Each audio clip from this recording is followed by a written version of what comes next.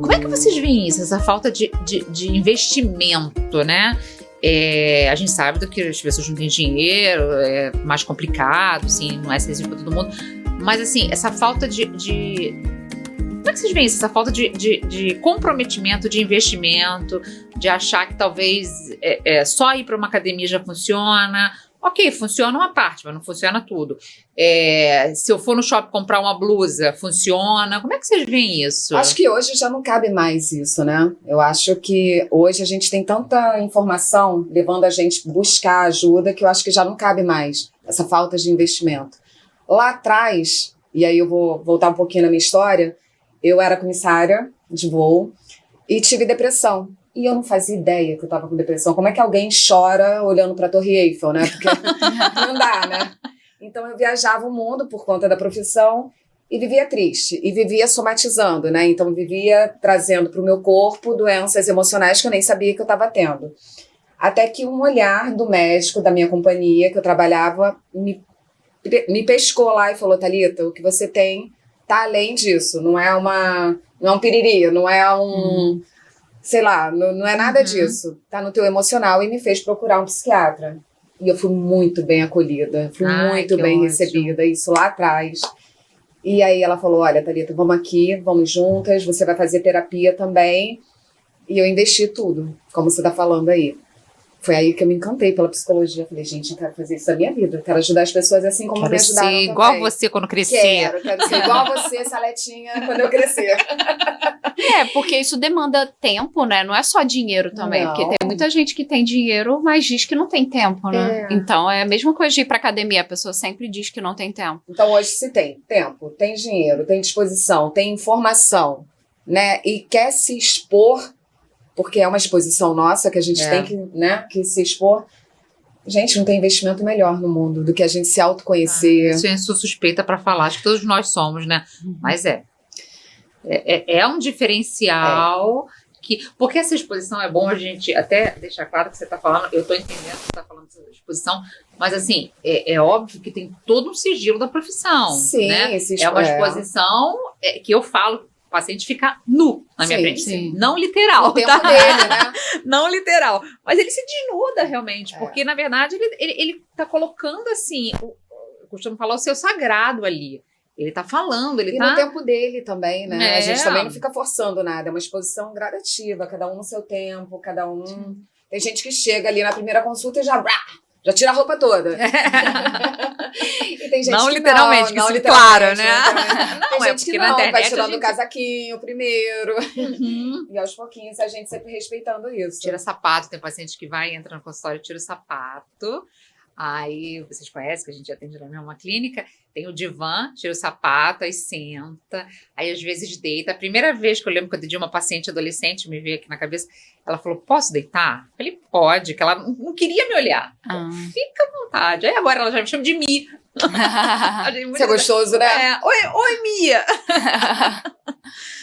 E é o que eu falo um pouco, que você usou o termo de... Como você usou? Que você falou do quando tá um pouco quente, a pessoa tá... Mormaço. O mormaço eu uso como uma ferida, assim, eu tento... já falei isso às também. vezes trazer pro paciente, que eu acho que quando a gente coloca de uma forma mais prática é mais fácil.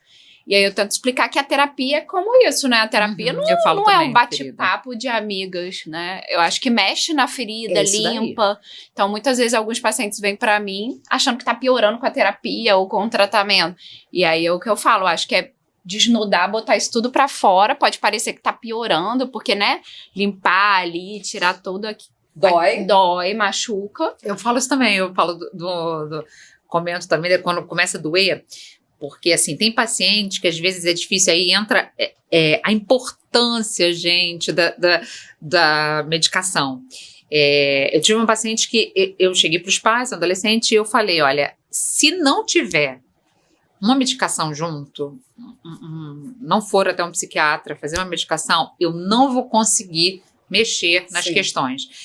Aí eu falei exatamente isso. Imagine um machucado que você precisa suturar, e não consegue anestesiar, a gente não vai conseguir tocar. E dito e feito.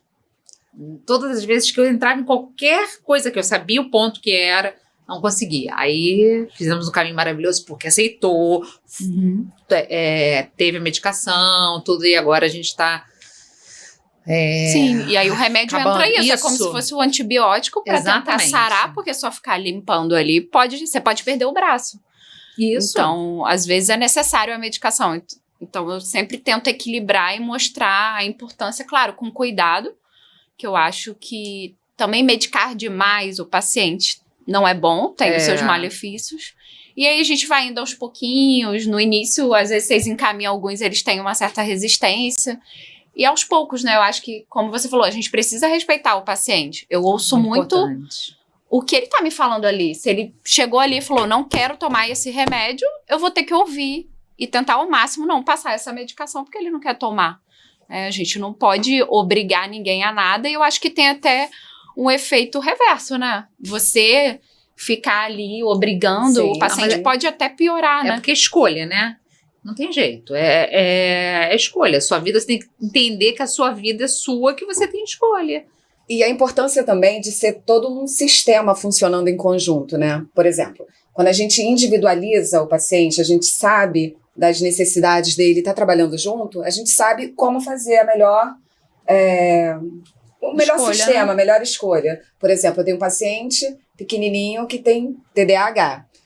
Então, foi passada a medicação, a psiquiatra passou a medicação para ele. E aí, o que ele fez desse TDAH? Um escudozinho para não estudar.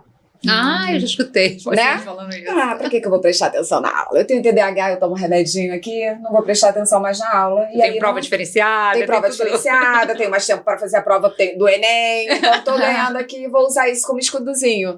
Então, às vezes, por exemplo, para esses pacientes que a gente já conhece, que vai fazer isso, porque a gente está ali toda semana com eles, a gente já dá um bisuzinho para nossa querida psiquiatra e fala assim, olha, dá para fingir que é só uma vitaminazinha que ele está tomando? Dá para não falar qual é o diagnóstico para ele, só para os pais? Então, toda Mas isso daí entra no diferencial que eu vi muito na Débora. Porque é dessa coisa humanizada. Porque tem profissional que não aceita isso, não. Sim. Isso daí é muito interessante. Que dessa ação conjunta. Não aceita. Porque eu acho que precisa isso. O que a gente está tentando trazer aqui. Não adianta só a teoria. A gente tem que pegar tudo aquilo que a gente já estudou e ainda estuda e tentar colocar na prática individualmente. Porque quando a pessoa está me procurando, pode ter o TDAH, mas o seu TDAH é diferente do dela. Sim. E cada ser humano é de uma forma. Assim como também em cada fase da sua vida, você pode se apresentar com o TDAH de forma diferente. Exatamente. Então, eu acho que precisa ter esse olhar. Eu sempre tento... claro que eu não vou fazer tudo o que o paciente quer, porque precisa, né, vai entrar ciência aí, lógico. Mas eu tento ao máximo individualizar. Se ele tá dizendo que ele não quer engordar, então eu vou tentar ao máximo não passar um remédio para engordar. E se for, eu vou explicar. Eu acho que tudo esse diálogo, né, eu acho que também hoje em dia a sociedade... falta um pouco disso, um pouco de diálogo, seja entre os profissionais, entre as pessoas, né? Você fala entre os profissionais ou entre paciente e... De uma forma geral, né? Eu acho que a sociedade está faltando um pouco de diálogo. As pessoas não têm tempo para ouvir, não querem ouvir. E falta um pouco isso. Eu acho que quando tem o diálogo, e a gente tá... Fica mais fácil, né? Fica muito mais fácil.